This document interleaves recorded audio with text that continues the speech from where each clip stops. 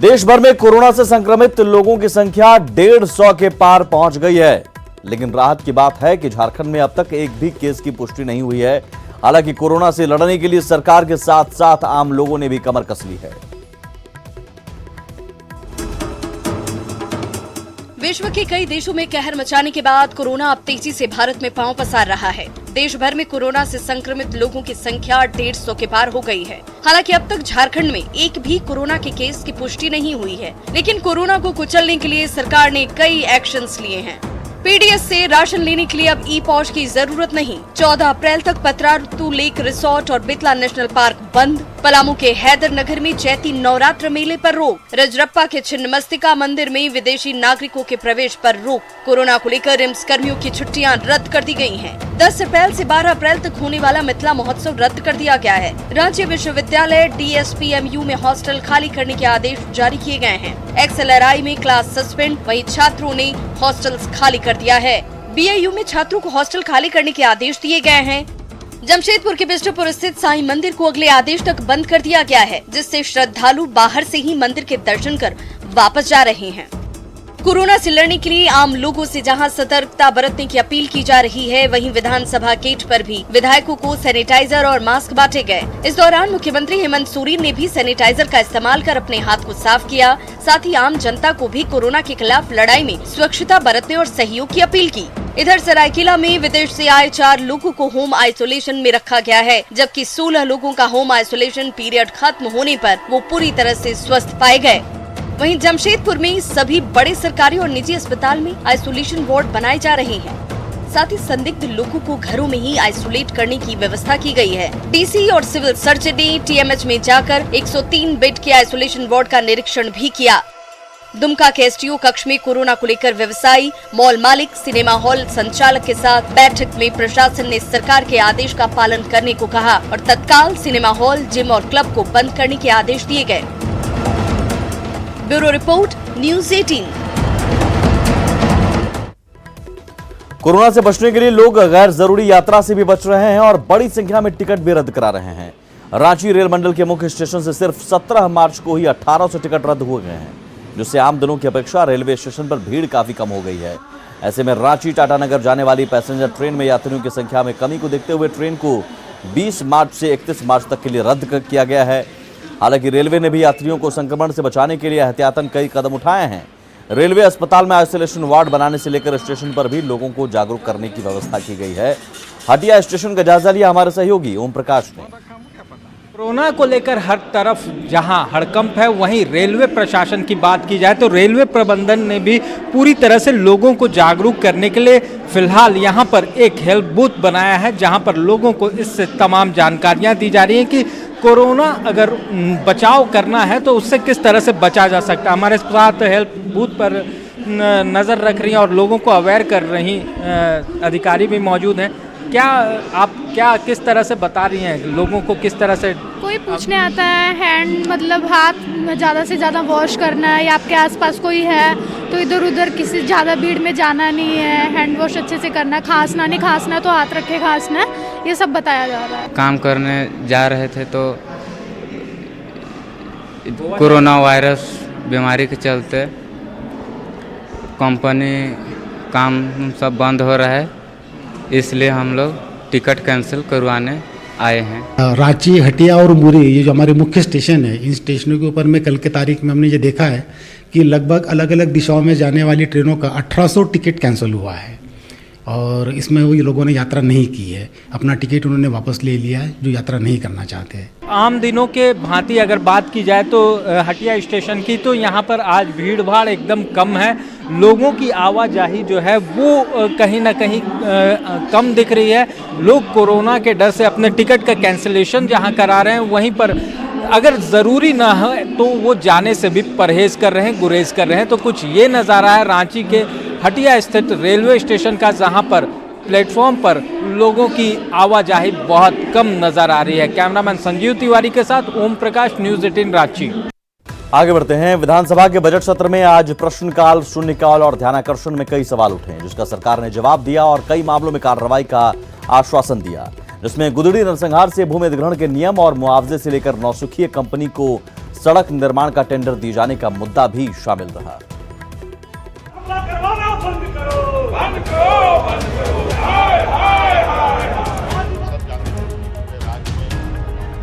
विधानसभा में बीजेपी हर दिन अब सरकार को नए नए मुद्दों पर घेरने में लगी है। मंगलवार को लोहरदगा दंगे का मामला उठाने के बाद बुधवार को चाईबासा के गुदड़ी में नरसंहार के मुद्दे पर हेमंत सरकार को घेरने की कोशिश की और पूरे मामले की एनआईए से जांच की मांग की गई। आदिवासी भाइयों की नरसंहारें हुई है, अभी तक दोषी को गिरफ्तार नहीं किया गया। इस सरकार से हम लोग आज मांग कर रहे हैं कि एनआईए से इसकी जांच होनी चाहिए और दोषी को सजा मिलनी चाहिए।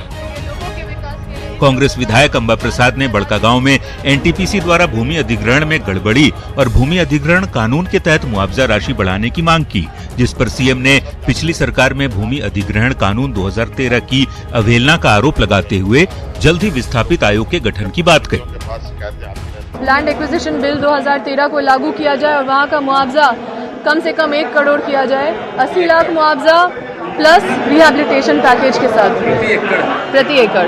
इस पर विस्थापन आयोग का भी गठन सरकार करने जा रही है अध्यक्ष महोदय।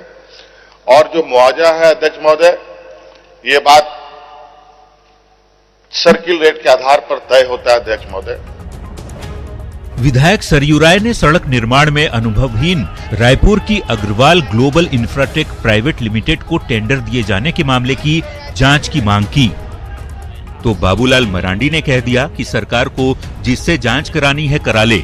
इधर सरकार ने भी जांच कमेटी गठित कर दी। तो उनके अधिकार में जो जांच है एसीबी से करा दें, डीजीपी से कहें कि आप एक एसआईटी गठित कर दीजिए, इसकी जांच करा दीजिए। तो सरकार को जांच तो कराना पड़ेगा। किस तरह की जांच सरकार कराती है, अब देखना आगे क्या होता है इसमें। सरकार ही जब उन्हीं की है तो फिर कमेटी की जरूरत क्या है? सरकार उनकी है, पूरा विभाग उनके पास है। सदन में जनहित के कई और भी मुद्दे उठे, जिसमें अवैध मकानों के नक्शे की स्वीकृति, SC/ST छात्रों के हॉस्टल की जर्जर स्थिति के साथ ही ग्रामीण सड़कों की हालत का भी मामला उठा। वहीं चर्चा के दौरान सरकार ने भी साफ कर दिया कि सरकार भूमि अधिग्रहण, मुआवजा और विस्थापन नीति पर गंभीर है। रांची से न्यूज 18 के लिए संजय सिन्हा के साथ उपेंद्र कुमार की रिपोर्ट। वहीं झारखंड में एक बार फिर स्थानीय नीति का मुद्दा गरमाने लगा है। स्थानीयता को परिभाषित करने के लिए कैबिनेट की बैठक में कल 3 सदस्यीय समिति गठित करने का फैसला हुआ, जिस पर विपक्ष ने आज कई सवाल किए। आजसू अध्यक्ष सुदेश महतो ने कमेटी के सदस्यों और रिपोर्ट की अवधि के साथ ही कमेटी की रिपोर्ट आने तक नियोजन पर रोक लगाने की मांग की, तो नीलकंठ सिंह मुंडा ने कहा कि लोगों में 1932 के खतियान को लेकर जो असमंजस की स्थिति बनी हुई है, उस पर सरकार को स्थिति साफ करनी चाहिए। तो बाबूलाल मरांडी ने सरकार के कदम का इंतजार करने की बात कही। अगर कमेटी बनाए तो कमेटी में कौन सदस्य होंगे ये निर्णय आना चाहिए, समय अवधि क्या होगी ये आना चाहिए, और दूसरा कि तब तक कोई इस राज्य में नियोजन ना हो जब तक स्थानीय नीति न बने, ये सुनिश्चित होना चाहिए। सरकार को चाहिए कि सारे विषयों को, सारे चीजों को जनता तक, जो भी विषय उनके मन में है, जो भी इच्छा उनका है वो करे, और सारे जनता को बतलाने के काम करने चाहिए। और इस तरह चूंकि आप जानते हैं कि पिछले सरकार हम लोगों ने के द्वारा एक स्थानीय नीति बनाई गई थी, और बीच के समय में माननीय शिबू सोरेन जी के द्वारा भी 1932 का चर्चा करता है। क्या लाने वाली, क्या करने वाली है? जब अभी कुछ हुआ ही नहीं तो हम उस पर क्या बोलेंगे? वो कुछ तो करने दीजिए भाई, अभी से कहा है कि उन लोगों को परेशान में हम डालें। जमशेदपुर के मानगो में 4 दिनों से पानी की किल्लत झेल रहे लोगों का गुस्सा आज 7वें आसमान पर जा पहुंचा। बड़ी संख्या में महिलाएं पानी मांगने पीएचईडी कार्यालय पहुंच गईं और अधिकारियों के सामने पानी की मांग को लेकर न सिर्फ हंगामा और नारेबाजी की, बल्कि चप्पल दिखाकर जमकर खरी खोटी सुनाई।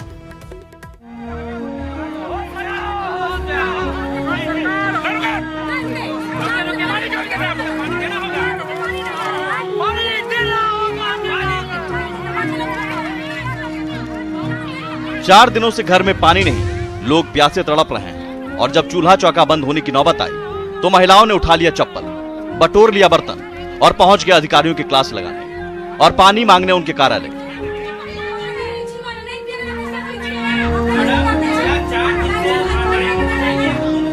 ये तस्वीर जमशेदपुर के मानगो पीएचईडी कार्यालय की है, जहां इलाके में करीब 10,000 घरों से रविवार से ही पानी गायब होने के बाद महिलाओं का गुस्सा 7वें आसमान पर जा पहुंचा। वो भी अभी तो भरा गया, कुआं भरा गया, चापाकल टूट गया है, बनती नहीं है, पानी का बहुत प्रॉब्लम है। अब ढो के मानगो चौक से लाना होगा, वहाँ के भी आज देखे मानगो चौक में नल बनता, तो आज तक पानी हम लोग को नहीं पी रहा। तो घर में खाना नहीं बनी है, सुबह से लिए। और उसके अगर नहीं सुना गया तो फिर हम लोग भी तो अपने आप पे आ जाएंगे। तो अच्छों को हम लोग भी नहीं छोड़ेंगे, क्या करेंगे, कहाँ जाए हम लोग। दरअसल पिछले 3 महीने से इलाके में बिजली के तार को अंडरग्राउंड किया जा रहा है और खुदाई के दौरान ठेकेदारों की लापरवाही से आए दिन पानी का मेन पाइपलाइन फट जाता है, जिससे समस्या आम हो गई है। पीएचडी विभाग इतना उसमें मिला जुला है कि एक बार भी ऐसे अपराध करने वाले ठेकेदार के ऊपर, चाहे एनएच के लोग हो चाहे बिजली विभाग के लोग, उसके ऊपर मुकदमा नहीं दर्ज करता है।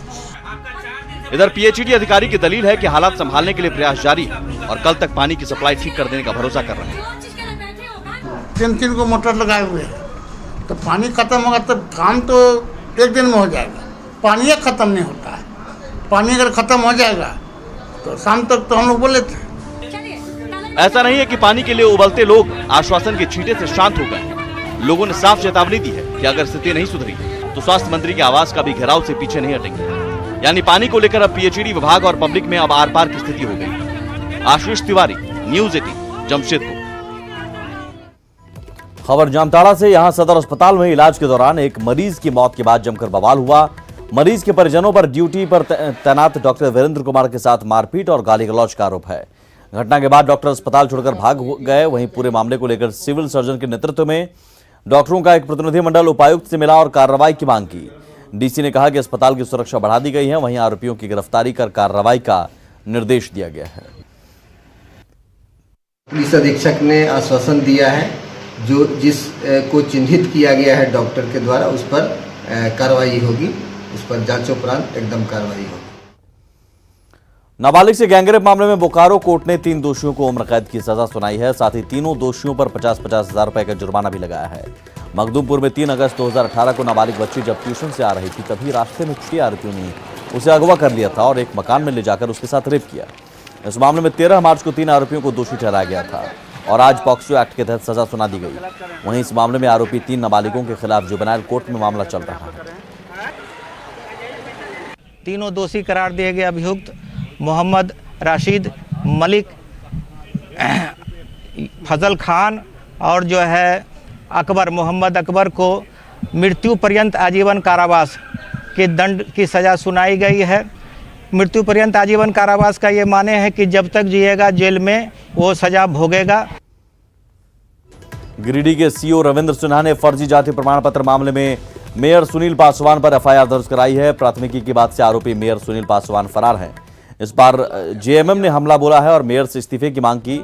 इसके चलते गिरिडीह नगर निगम में कामकाज बाधित है। वहीं पूर्व बीजेपी सांसद रविंद्र राय ने मेयर का बचाव किया है। उनको इस्तीफा दे देना चाहिए तुरंत, लेकिन अभी तक उन्होंने कोई इस्तीफा नहीं दिया है और जब प्राथमिकी दर्ज हुई तो यहाँ से फरार है। यदि भरोसा है कानून के ऊपर तो अपने आप को कानून का हवाले करे, सरेंडर करे। सारी गलती कर्मचारी सीओ और एसडीओ के स्तर पर हुई है। उन्होंने गलती की है, उनकी गलती का दंड मेयर को नहीं मिलना चाहिए। जनप्रतिनिधियों को बदनाम करने की कोशिश हो रही है। चाईबासा में बिजली कर्मचारी धर्मेंद्र कुमार से दुर्व्यवहार से नाराज बिजली कर्मचारियों ने ब्लैकआउट की धमकी दी है। बिजली कर्मचारी धर्मेंद्र कुमार सड़क किनारे बाइक लगाकर दुकान गए थे। इसी बीच सदर थानेदार ने न सिर्फ उनकी बाइक उठा ली बल्कि उनसे दुर्व्यवहार किया और धक्का मुक्की की। बिजली यूनियन की नाराजगी के बीच बॉन्ड लिखवाकर कर्मचारी और उनकी बाइक को छोड़ दिया गया। नाराज बिजली कर्मचारियों ने डीसी से आरोपी थानेदार पर कार्रवाई करने की मांग की है। वो बिना कुछ जाने सुने उनके द्वारा मेरे को बहुत मारपीट किया गया है। हाँ, उसके बाद मेरे को फिर वो थाना लेके चले गए और मेरी गाड़ी भी जब्त कर लिए थे। कर्मचारी यूनियन ने यह अल्टीमेटम हमको दिया है कि अगर कल में इस पर कोई भी कार्रवाई नहीं होगा तो अगले 24 घंटा में इनके द्वारा ब्लैकआउट करने के कदम उठाए जाने की जा सकता है। हमारे एक मित्र के साथ बहुत बुरा दुर्व्यवहार हुआ है। हम सभी स्टाफ गए हुए थे इनके पक्ष में, ठीक है, पर थाना प्रभारी द्वारा जो है हमारे साथ भी अभद्र व्यवहार किया गया। साथ ही हमारे साथ धक्का मुक्की भी की गई है और हमें वहाँ से बाहर कर दिया गया ज़बरदस्ती। और हमारे साथी धर्मेंद्र जी से जबरदस्ती बॉन्ड लिखाया गया।